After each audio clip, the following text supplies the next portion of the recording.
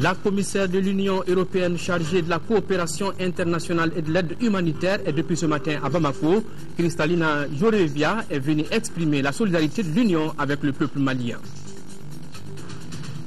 Mettre en adéquation le code de déontologie des sages-femmes du Mali avec celui de l'espace CEDEAO, c'est le principal sujet discuté lors de la 11e assemblée extraordinaire de l'ordre qui a débuté ce matin à Bamako. C'est la toute première assemblée générale extraordinaire de la Fédération malienne de basketball depuis 2010, à l'ordre du jour des travaux, le toilettage de ces textes. Nous sommes samedi 8 décembre, mesdames, messieurs, bonsoir et bienvenue dans cette édition. Je vous le disais dans les titres, la commissaire de l'Union européenne chargée de la coopération internationale, de l'aide humanitaire et de la réaction aux crises est en visite dans notre pays. Kristalina Georgieva a été reçue en audience par le président de la République par intérim et le Premier ministre. Elle est venue exprimer la solidarité de l'UE avec le peuple malien. Son institution a déjà fourni plus de 12 milliards de francs CFA pour soutenir les victimes de la crise du Nord que connaît notre pays. Ibrahim Traoré. L'Union européenne manifeste davantage sa solidarité avec le peuple malien. Sa commissaire chargée de la coopération internationale, de l'aide humanitaire et de la réaction aux crises a longuement échangé avec le président de la République par intérim et le Premier ministre. Les entrevues ont essentiellement porté sur l'évolution de la situation humanitaire dans le pays. Kristalina Georgieva est venue s'informer auprès des autorités maliennes des meilleures stratégies à adopter pour venir en aide efficacement aux populations affectées directement par la crise au nord du Mali. L'UE a déjà fourni plus de 12 milliards 400 millions de francs CFA. L'Union européenne a déjà fourni 337 millions d'euros aux pays du Sahel affectés par la sécheresse et donc principalement effectivement le Mali. Plus spécifiquement pour le Mali, l'Union européenne a déjà fourni 19 millions d'euros pour les victimes du conflit dans le Nord. Je reviens du Burkina Faso où j'ai pu rencontrer des réfugiés maliens et le message qu'ils m'ont adressé, c'est qu'ils veulent ici l'unité du pays et retourner plus rapidement possible ici au Mali. Sur la base des résultats de cette visite, nous allons voir comment venir en aide aux Maliens qui sont affectés ici dans le pays, mais également à l'extérieur, mais aussi les familles qui supportent le poids des déplacements et de l'accueil des réfugiés. Le Mali et l'Union européenne entendent intensifier leur coopération. C'est dans ce cadre que le président de la République par intérim est attendu le 18 décembre prochain à Bruxelles pour une visite de travail, une visite qui portera essentiellement sur l'évolution de la situation au Mali. Des milliers de personnes ont battu ce matin le pavé à l'initiative de la primature. Elles ont marché pour soutenir le vote d'une résolution au Conseil de sécurité de l'ONU autorisant le déploiement d'une force étrangère dans le nord du Mali. Les marcheurs réaffirment également leur soutien à l'armée partie donc de la patrie à la place de l'indépendance. Donc c'est parti donc à partir de la place de l'indépendance et c'est achevé au monument de l'indépendance. Le directeur de cabinet du Premier ministre et certains membres du gouvernement étaient sur place pour attendre les marcheurs. Bourama Traoré. Il y avait un beau monde ce samedi matin à la place de la Liberté. Une grande mobilisation pour une marche pacifique. Marche qui vise un double objectif. Le premier est de dire oui à l'adoption d'une résolution par le Conseil de sécurité de l'ONU afin d'autoriser l'intervention militaire dans le nord du Mali. Le deuxième objectif est de soutenir les actions du gouvernement dans la résolution de la crise. Cette marche est partie de la place de la Liberté. Tout au long du trajet, les marcheurs scandaient des slogans invitant l'armée à se mobiliser davantage pour rétablir rapidement l'intégrité territoriale du Mali. La marche pacifique bien encadrée par les forces de sécurité s'est achevée au monument de l'indépendance. À leur arrivée, les marcheurs ont été accueillis par le directeur de cabinet du Premier ministre. Nous attendons avec impatience le vote de la résolution pour que notre pays soit définitivement libéré des rebelles, des narcotrafiquants et des terroristes. Et le directeur du cabinet du Premier ministre de conclure par cette invite aux populations maliennes, celle de se parler, se comprendre et d'agir ensemble pour faire face aux épreuves du moment. En 4e région, les jeunes sous l'égide du mouvement populaire jeunesse Ségou et du club des amis du capitaine Amadou Ayassanogo prônent l'unité et le soutien à l'armée malienne. C'était lors des meetings d'information et de sensibilisation qui s'est déroulé cet après-midi à Ségou. Cette rencontre a regroupé plusieurs associations et sympathisants de l'armée malienne. Reportage Kandesila. Tous ensemble, main dans la main, nous relèverons le défi. C'est le sens profond de ce meeting d'information et de sensibilisation initié par le mouvement populaire Jeunesse Ségou et le club des amis du capitaine Amadou Ayasanou. Un cadre approprié pour ces jeunes d'appeler les Maliens à l'union et au dialogue pour libérer les régions nord du Mali. La jeunesse du Mali en général et celle de Ségou en particulier par ma voix réitère son engagement à soutenir les forces armées et de sécurité dans la reconquête de l'intégrité territoriale. Plusieurs associations et responsables ont répondu présents à l'appel des jeunes. Ainsi, les représentants des chefs de quartier de Ségou, du réseau de communicateurs traditionnels, de l'association des jeunes musulmans et autres responsables de partis politiques et des femmes, tous ont prôné l'unité et leur soutien inconditionnel aux forces armées et de sécurité et ont réitéré que l'intégrité du Mali ne se négocie pas. Sensibiliser les Maliens patriotes à soutenir nos militaires sans condition. Protéger notre armée contre toute tentative de décivilisation. Sensibiliser les Maliens à l'union sacrée et sans condition. Expliquer aux Maliens les avantages de concertation. Au nom de l'armée malienne, le capitaine Soungalo Koulibaly a assuré les jeunes que l'armée mettra tout en œuvre pour libérer les régions nord du Mali. Le meeting a pris fin par une cérémonie de prière et de bénédiction. Ici, à Bamako, l'association Armée de développement pour l'Afrique exclut tout dialogue avec les djihadistes qui occupent les régions nord du Mali. Les membres de l'association soutiennent l'idée d'une intervention militaire immédiate dirigée par l'armée malienne avec l'appui de la communauté étrangère. La déclaration dont nous vous proposons un extrait a été faite ce matin lors d'un sit-in organisé sur l'esplanade de la Tour d'Afrique à Bamako. Une déclaration lue ici par le vice-président de l'association Armée de développement pour l'Afrique, Abdraman Koulibaly. Il est au micro de Agali Agagissa. Nous voulons montrer que cet acte de la communauté internationale, que les Maliens de toute la couche veulent la résolution sous le chapitre 7 pour le déploiement de la force internationale au Mali. Nous soutenons aussi l'idée par laquelle qu'il ne peut y avoir de dialogue possible que quand les conditions sont négociables, c'est-à-dire l'intégrité et le caractère laïque du Mali et la sécurisation du territoire ne sera assurée que par l'armée malienne et non par aucune autre milice. Ce combat doit être l'objectif de chacun de tous les Maliens. L'Alliance des démocrates patriotiques ADPS pour la sortie des crises au Mali a organisé ce matin une table ronde avec l'ensemble de la classe politique et la société civile. Au cours de cette rencontre, les échanges ont porté sur les concertations nationales, les préparatifs des meetings pour la libération des régions occupées. Les représentants des partis politiques et de la société civile ont également signé un document intitulé « Le manifeste pour la nation », compte rendu Tiemogo Sagara. Des signatures qui unissent davantage la classe politique et la société civile malienne dans le combat pour la libération des zones occupées. Ces deux entités rejettent la plateforme politique d'autonomie du MLNA et refusent toute proposition visant à organiser des élections avant la libération des régions occupées. Ces refus sont compilés dans un document intitulé « Manifeste pour la nation ». Le manifeste pour la nation n'est pas destiné non plus à soutenir tel personnage politique ou à faucher l'herbe sous les pieds de tel autre.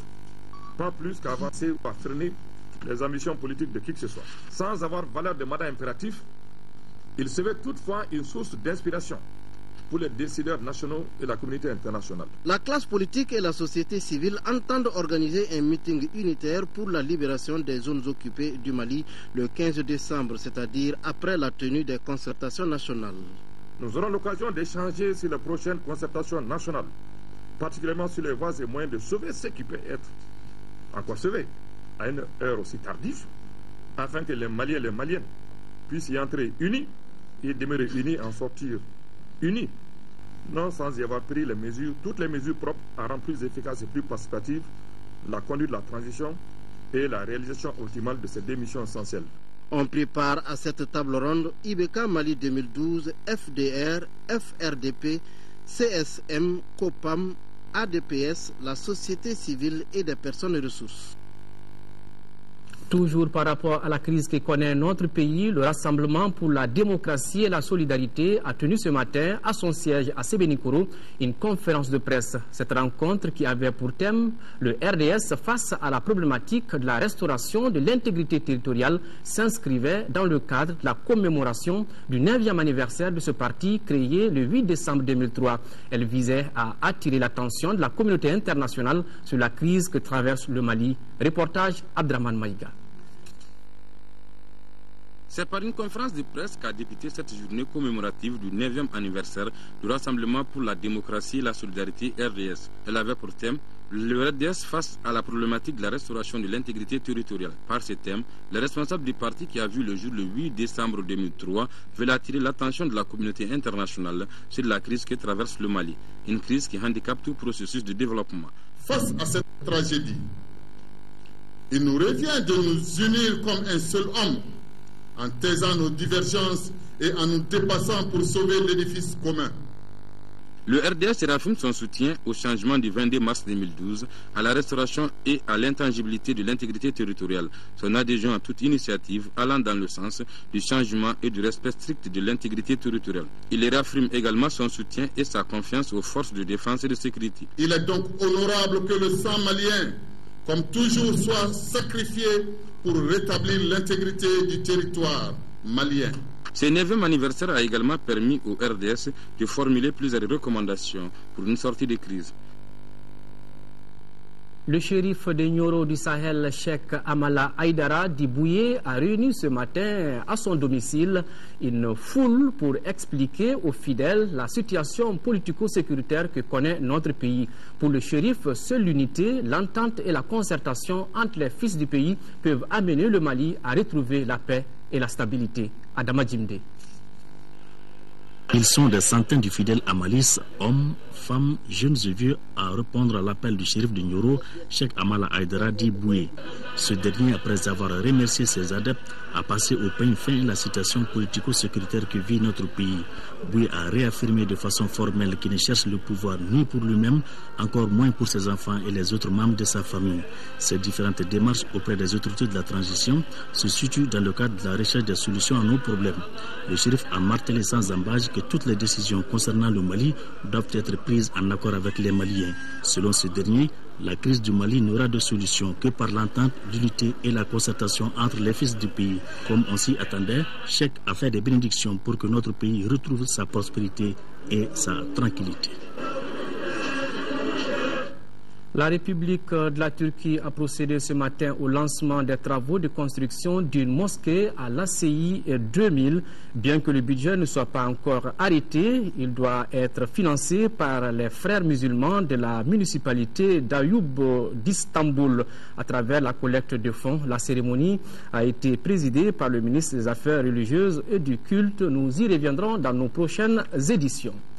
La CAFO est prête à aller aux concertations nationales. Pour ce faire, elle a mis en place une commission appelée Plateforme des femmes du Mali, dans laquelle sont regroupées les femmes de toutes les sensibilités. La plateforme des femmes en question a tenu ce matin un meeting. Objectif de ce regroupement, c'est de mobiliser les femmes pour leur pleine participation aux assises. Reportage Fatoumata Kone. Elles étaient toutes là au boulevard de l'Indépendance, organisations féminines, sociétés civiles et ONG, et regroupées au sein d'une commission appelée Plateforme des femmes du Mali. Le but est de mobiliser plus de femmes à comprendre le sens des concertations nationales en vue de leur participation massive. Nous voulons que désormais les femmes qu'elles soient informées sainement.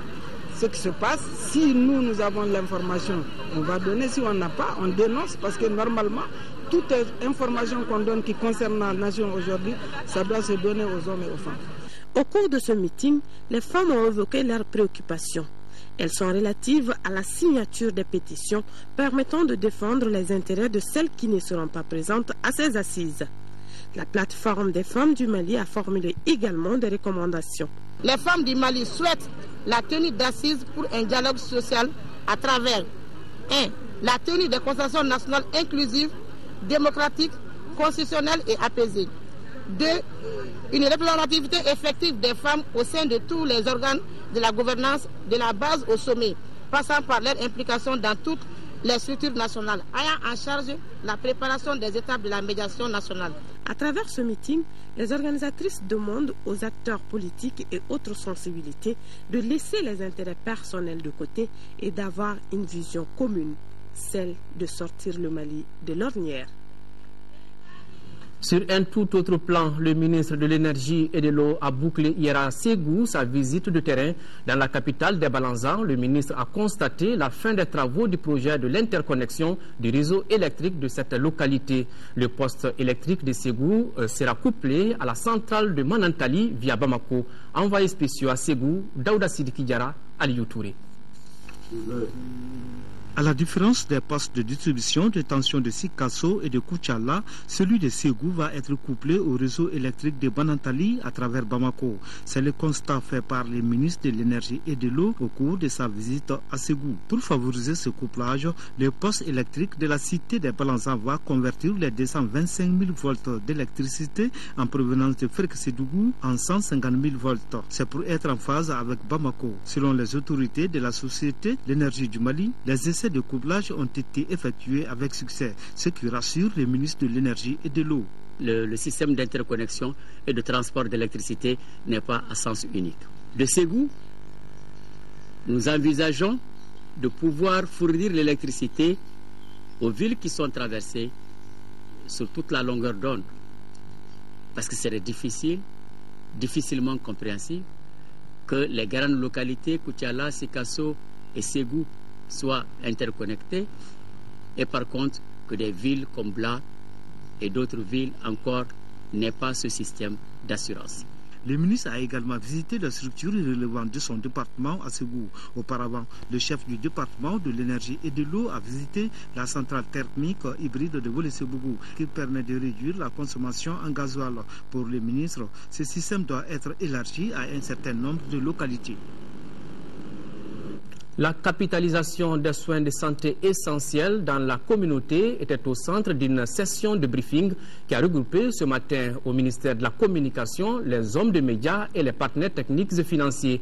Objectif, outiller les hommes de médias afin qu'ils puissent faire la promotion des soins essentiels de santé dans la communauté à travers leurs organes. Adibou Koulibaly. Les soins essentiels dans la communauté sont une stratégie voulue et mise en œuvre par le gouvernement du Mali. Parmi les stratégies développées au niveau communautaire pour faire face à la problématique de la mortalité maternelle, néonatale et infanto-juvénile, le ministère de la Santé a préconisé la mise en œuvre d'un paquet de soins appelés soins essentiels dans la communauté par des agents de santé communautaire. La mise en œuvre des soins essentiels dans la communauté est un atout pour la réduction de la mortalité maternelle, néonatale et infantile. Elle doit être soutenue par l'ensemble des acteurs impliqués dans la gestion du système de santé. On sait qu'au Mali, on regarde les chiffres et on sait que depuis les années 90, on voit une légère tendance à la baisse de la mortalité infantile ou des moins de 5 ans. Légère tendance à la baisse. Néanmoins, on sait qu'on est toujours, malgré tout, un des pays où la mortalité infantile ou infanto-juvénile est une des pires au monde. Il s'agissait donc, à travers ce briefing, d'outiller les hommes de médias pour la promotion des soins essentiels dans la communauté des zones concernées par la campagne. Vous aurez pour mission d'assurer la visibilité et la lisibilité des différentes actions de prévention et de prise en charge dans le domaine des SEC, actions mises en place par le gouvernement avec l'appui des partenaires au développement.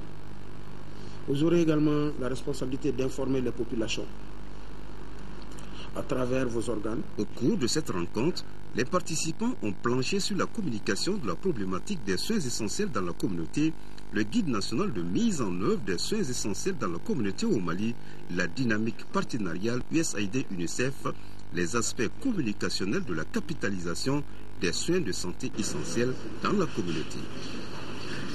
Nous restons dans le registre de la santé. La 11e assemblée extraordinaire de l'Ordre national des sages-femmes du Mali s'est tenue ce matin. Au cœur des débats, le code de déontologie des sages-femmes. Ce code qui date de 1986 doit être revu et corrigé et surtout le mettre en adéquation avec celui de l'espace CEDEAO. La rencontre a regroupé les chefs des services centraux de la santé, les organismes et autres acteurs de la santé. Les points, c'est avec Sira Bachili.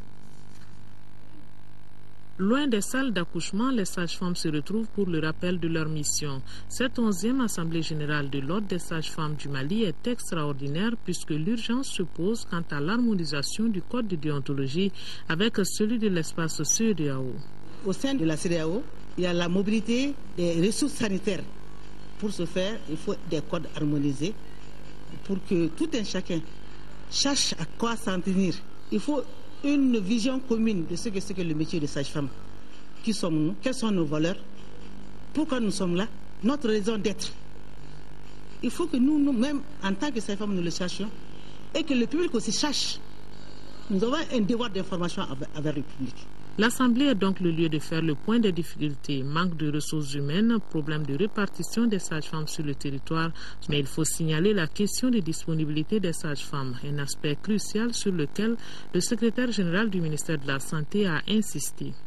Les indicateurs portant sur la disponibilité des sages-femmes au niveau opérationnel sont faibles, alors que vos compétences sont indispensables pour réduire la mortalité maternelle et infantile, un des objectifs majeurs des OMD. C'est pourquoi je voudrais vous inviter à mettre au cœur de vos réflexions futures cette question afin que nous puissions ensemble améliorer le taux de disponibilité des sages-femmes tout au long de la pyramide sanitaire. Le code de déontologie, qui est donc appelé à corriger toutes ces lacunes, sera revu et adapté aux réalités du terrain. Une fois validé, ce code sera soumis à l'appréciation des députés à l'Assemblée nationale pour promulgation. Lancement ce samedi à Kolokani du projet d'assistance alimentaire et nutritionnelle d'urgence dans la région de Koulikoro, destiné spécifiquement au cercle de Kolokani et Nara. C'est un programme qui va renforcer la prise en charge communautaire de la malnutrition aiguë en synergie avec les structures de santé et les organisations à base communautaire. Il est financé par la Banque islamique du développement. Envoyé spéciaux à Kolokani, Adama Diakité, Aïssata Ibrahim Maïga. La crise alimentaire et nutritionnelle provoquée par la mauvaise campagne agricole a touché de plein fouet la région de Koulikoro, qui fait désormais partie des zones les plus touchées par la dite crise. Le projet d'assistance alimentaire et nutritionnelle d'urgence vise donc le bien-être des enfants vulnérables et des mamans allaitantes des cercles de Kolokani et Nara. Quand on commence une telle opération, on commence toujours par les plus vulnérables. Et par les vulnérables, il faut entendre ceux qui sont les plus durement touchés. Donc nous commençons par ces localités parce que ce sont des localités qui sont durement touchées par la sécheresse et également c'est des zones où les déplacés sont de plus en plus nombreux en provenance du nord.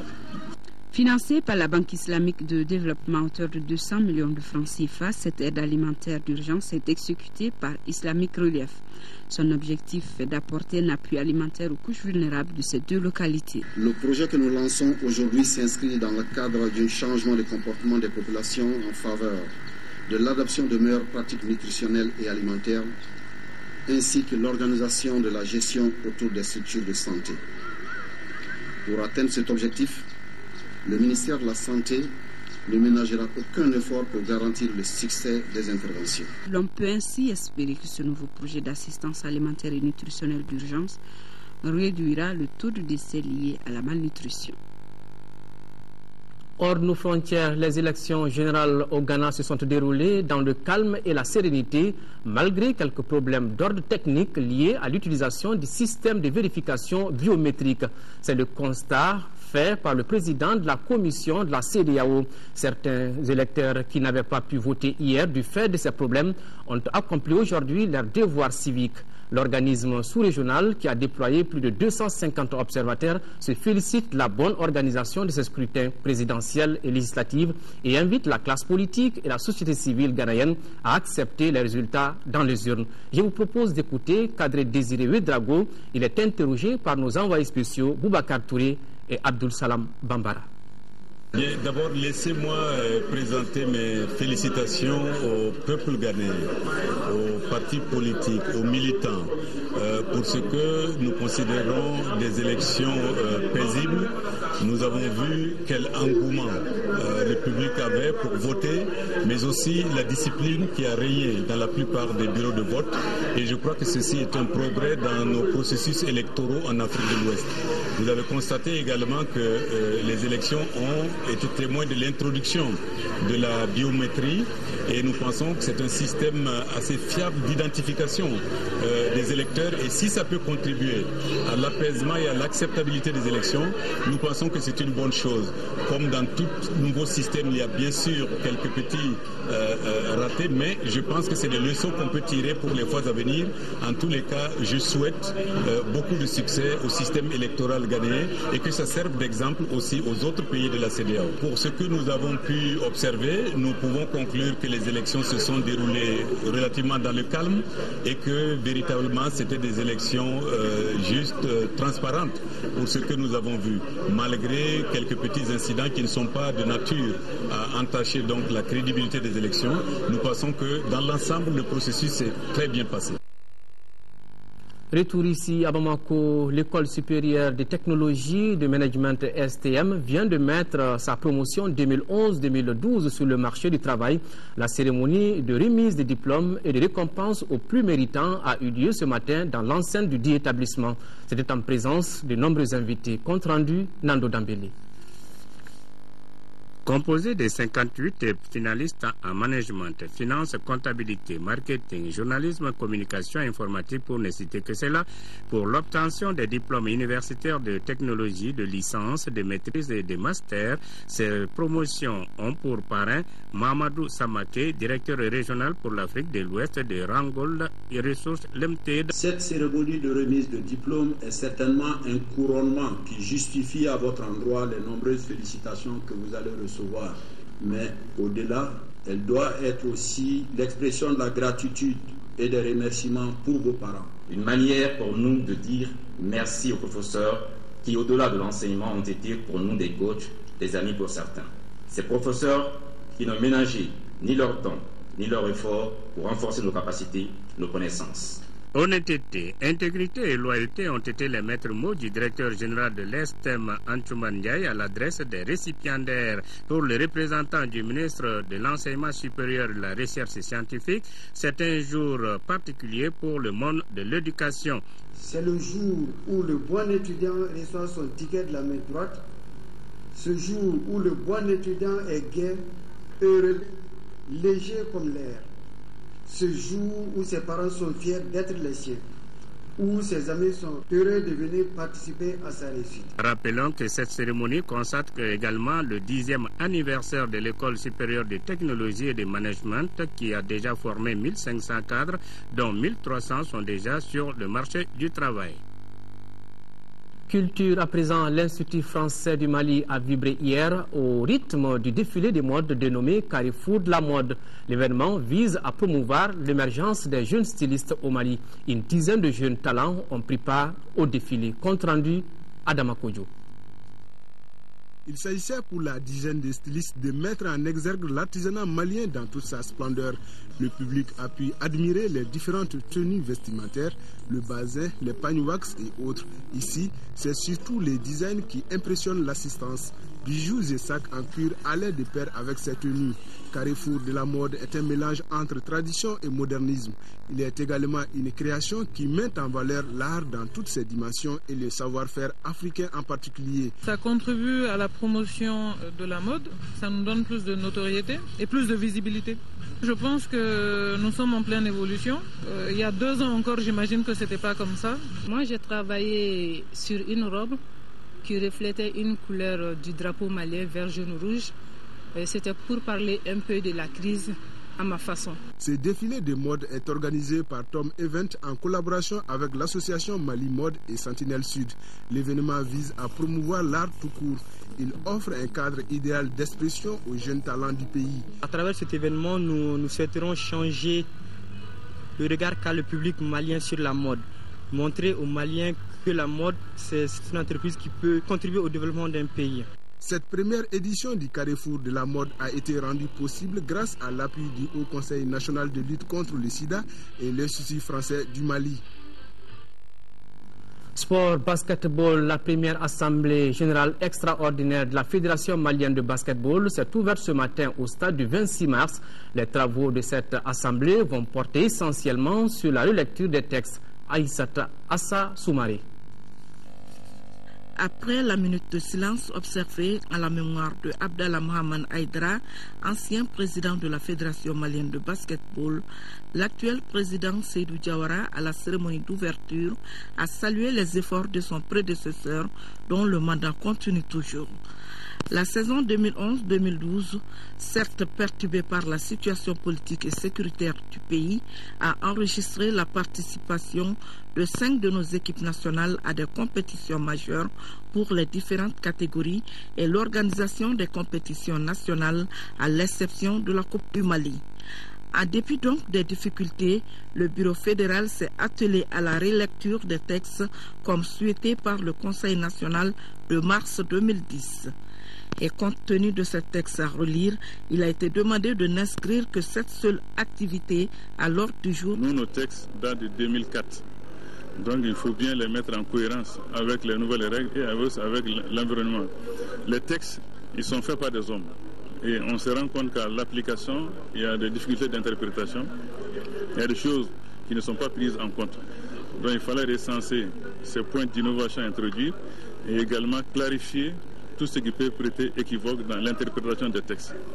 Une assemblée générale, qu'elle soit ordinaire ou extraordinaire, constitue toujours un cadre propice de discussion franche entre tous les acteurs impliqués dans la gestion d'une discipline sportive donnée. Je reste convaincu que les amendements et enrichissements de vos textes réglementaires qui seront adoptés au terme de cette assemblée apporteront un souffle nouveau au basket malien, aujourd'hui en plein épanouissement. Enfin, il a assuré que les conclusions issues de cette Assemblée générale extraordinaire feront l'objet d'un examen attentif au ministère de la Jeunesse et des Sports. Voilà, c'est sur cet élément que prend fin ce journal. Merci de nous avoir suivis. Prochain rendez-vous avec l'actualité demain 13h avec Amara Maledialo. Pour la grande édition du soir, vous serez avec Ibrahima Djombele. D'ici là, merci de rester de cœur et d'action avec nos compatriotes des régions du Nord vivant sous occupation. On ne les oublie pas. Au revoir et bonne soirée.